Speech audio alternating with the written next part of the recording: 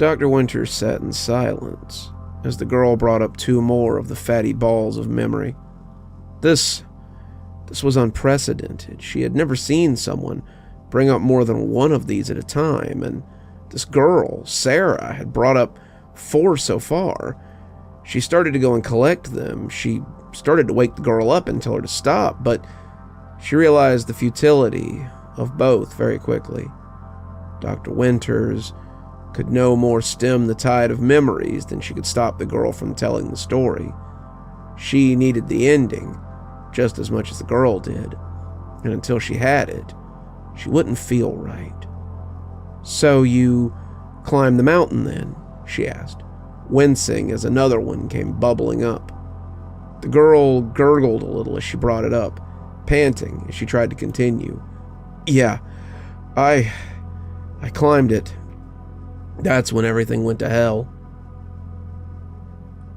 I came to the base of the mountain, and it looked even bigger this close up. The foot of the mountain was nothing but rusty rails that had once fenced in the crowds and held the excited masses at bay. Now, they just looked pathetic and broken. Yet another obstacle for me to overcome so I could be safe. They led into a gaping tunnel that I felt sure would bring me into another waiting area, and then to a hunk of rusted track and cars, which had once been a roller coaster. I ran in, wanting only to climb to the top of the mountain before the water came rushing back up. It had been getting wetter the deeper into the park I ran, and as I walked into the mountain, the water was up to my ankles, and it was rising at an alarming rate. I was glad when the ramp began to take me higher, then up to a rickety metal platform. It was probably once industrial grading, but every step seemed like it might send me tumbling down. The rust flakes fell from it as I slowly ascended, and I gripped the handrail like it might provide some kind of protection if this thing came down. If it fell, the mascots my mother had loved so much would be the least of my worries. I'd be buried under all that metal and would likely never be found. I thought of fish nibbling on my crushed body, and it spurred me on. When I reached the top, I happily stepped over onto the rock surface of the mountain. It felt sturdy. The mountain was probably made of concrete or something that would stand the crash of the waves. I felt confident as I looked at the bones of the old roller coaster before me. The mountain face had been an impressive combination of wood and steel, but now it was a rickety thing that lived on only by the continued good cheer of some faceless god. I wasn't sure how I could get higher than this, but I knew I had to. I could hear the tide coming back in, and it wouldn't be long before this spot was underwater. I had taken my first shaky step onto the roller coaster track when the scaffolding groaned again. I looked down, expecting to see Corfin coming up, but it was Fender's lithe red form that ran up the metal tiers. I don't think I had ever really paid attention to these things when they moved. I was too busy running for my life, but as it came up the stairs, I watched it. It moved autonomously, each leg and arm seeming to move in time and independently. As it climbed, it got down on all 4 of its fuzzy legs and crawled up the stairs, moving like some great furry spider as it chased me. I knew I should move. It would get me if I didn't start climbing, but it was so graceful, so mesmerizing, that it would have easily gotten me if luck hadn't saved my life. It was a single staircase away from reaching me, an easy climb, when the scaffolding made an angry sound and suddenly cut loose from whatever was holding it up. It swerved, falling in a downpour of rust and metal, and Fender turned its colorless eyes up to me and made one last huge leap to reach me. He soared through the air, clearing the stairs and nearly landing on the ledge before slamming into the rock at waist level. He fell into the rubble below, his face a smiling deception of the fear that was likely going on behind the fluff. I heard when he landed, and it didn't sound healthy. He lay there, staring up cheerily as some black liquid spilled out of him, and I dragged my eyes away as the water began to pour into the lowest level. If the stairs had been treacherous, then the roller coaster rail was a death trap. They shifted, they crumbled beneath me before I could get more than a hand towards the next piece. Luckily, I managed to scamper onto the other section before I fell 50 or 60 feet into the rising water below me. It was getting deep, but I didn't think it would be deep enough to catch me if I were to fall. I had never felt like I might be in more danger of dying, not in my entire life, but I'd become numb to it after my evening in Fender's Grotto. If I died, then I'd join my friends in whatever hell this place kept us in. But if I survived, then I could tell their story and hopefully get them some justice.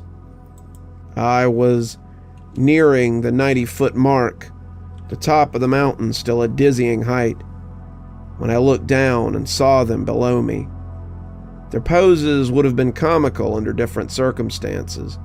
They were leaned back, their spines nearly at a 90-degree angle, and those whited-out eyes were staring straight at me.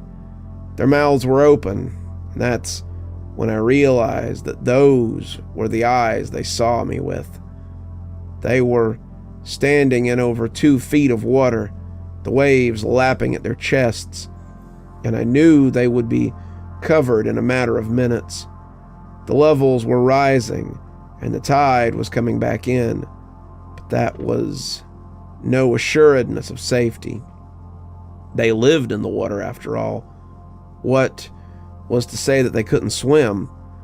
Would it not be easier to swim up here once the water got high enough? I tried not to think about it as I made my careful way up the roller coaster track. I was 120 feet up when I heard something groan under me. I looked down, expecting to see the track start to fall, but it wasn't the track that I needed to worry about. Fender had returned. His spider movements were less than precise now. He jittered, he twitched, and the black fluid seeped out of him as he climbed after me. Those smiling, lifeless eyes were on me, his fuzzy hands finding purchase, and I started climbing recklessly as he made progress. He wasn't afraid to fall. He'd be in the water if he fell, and that was where his friends were. That was the same reason I was afraid to fall, but he didn't need to know that. I was 200 feet up, the height making me dizzy, when I saw him come to my level on the track. We were 30 feet apart, nothing to him, and as he ran, I saw him open his mouth to reveal a tide of darkness inside him. Those red-rimmed eyes looked out at me, the edges bristling with teeth, and when the track screeched under him, I found the strength to backtrack and start running. I heard it give way, heard the rails fall into the water below, and I felt my ground begin to go with it. I had a second of free fall, my guts turning to water, before I threw myself at the other track with everything I had. I expected to feel it fall from under me. The whole thing was ready to rot through, but somehow it held as I shakily pulled myself up. I looked back, but he was gone. He must have fallen too, and I was alone on the track again. I saw the top of the mountain. It was another 30 feet up at least, but it was within reach. I knew I could make it. If I could get there, I could be safe. I knew this somehow, and as the water rose, I climbed. I remember seeing them before the water covered them. They were still standing there, just watching me climb, and it was chilling to see the water swallow them up. I still don't know what they were, and I don't care. I've come as far inland as I dare, as far as I can afford to live comfortably, so that I never have to worry about seeing their strange watery eyes again. The water covered them, but they never floated up like I'd been afraid they would. I pictured them swimming up to get me, but it never happened. Whatever they were, they stayed underwater, and that was fine with me. I didn't make it all the way to the top. The water caught me 20 feet from the peak, and it was a good thing it did.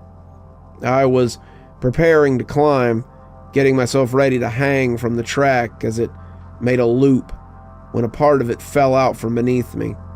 I fell again, but I hit the water a few seconds into the fall. It was right beneath me by then, and I floated over to the side of the edifice as the tide came spilling in again. I was eye to eye with one of those huge eyes on the mountain, and I didn't really care for it, so I moved around to the side and began to climb up the side of the mountain. It was treacherous. The sides were slick, but they were also pitted with erosion that made for good footholds. I scaled it, afraid that one of those furry monstrosities would suddenly grab me from beneath the water. And when I reached the top, I discovered that I had been right about how much it poked out of the tide line. It made a little island in the bay, and I sat there watching the lights of the town twinkle until the sun finally came up. I was rescued around noon. By then, I was hot and thirsty and miserable. The Coast Guard had so many questions, and I answered them as best I could. Told them about what had happened to my friends, about the park, about the creatures that had tormented us, but I don't think they believed me. The police didn't seem to believe me either, but when my friends' parents started coming forward, they were forced to believe. What they did believe, it seemed, was that 3 high school kids had disappeared without a trace, and I heard the cops went in at low tide to search the park in force. After the 5th one also went missing, they stopped sending in search parties. The kids were gone. They never recovered a single body. My family moved not long afterward. The community had turned on us, thinking I was responsible for the deaths of my friends, and we left to start over somewhere else. I was plagued with night terrors as well, waking up every night to the screams of Fender and his friends, but the farther we got from the coast, the less the dreams came. When we landed in Kashmir, they stopped for a while. I went 5 years without thinking about Emma or Candace or Matt. I went half a decade without dreaming about those furry abominations. And then all of a sudden, I had the dream again last week. Then I had it again, and again, and again. I need them to stop.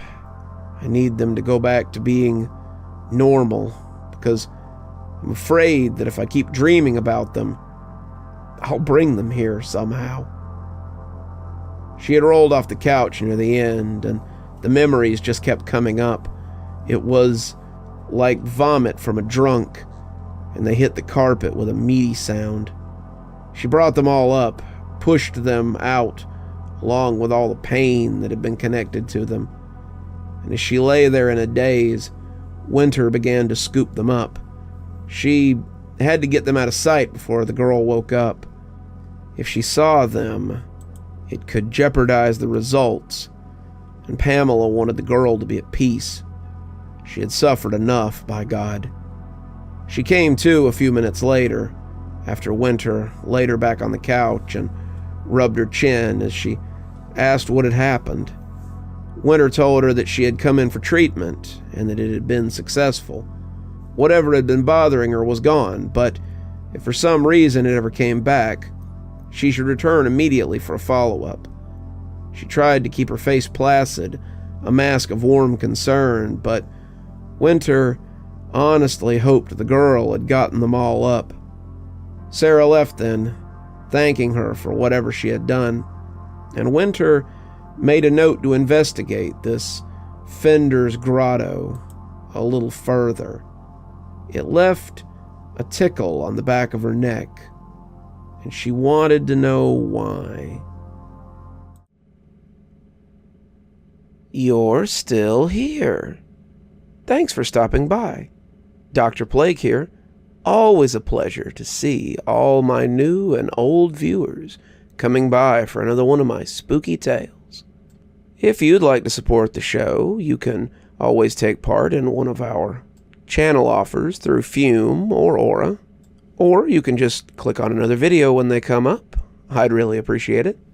For our newer viewers, we also have lots of playlists and other things if you'd like to get caught up. I know some of my series have been going on for quite a while. If you'd like to get my latest book, there's a link down below that'll take you to my Amazon page. Towesey Homestead just came out, so if that's something you'd like to get your hands on, go ahead and have a look down there. If you'd like a signed copy, you can go ahead and email me from my email address on the site, and I'll get with you about shipping information and ship you a signed copy. If you'd like to support the channel in a more monetary fashion, we also have membership through YouTube, and we've got a Patreon that you can get the information for in the description. We have lots of tiers and everything to suit your needs. Patrons that support on the $10 tier, that's our Ghostly Reader tier, get a book anytime I write one, signed and on their doorstep. As you may have noticed, there's a list of patrons and members on the screen, and I'd like to personally thank every one of them for taking a hand in the future of this channel. Well, that's enough for tonight. Dr. Plague, signing off. Have a wonderful evening.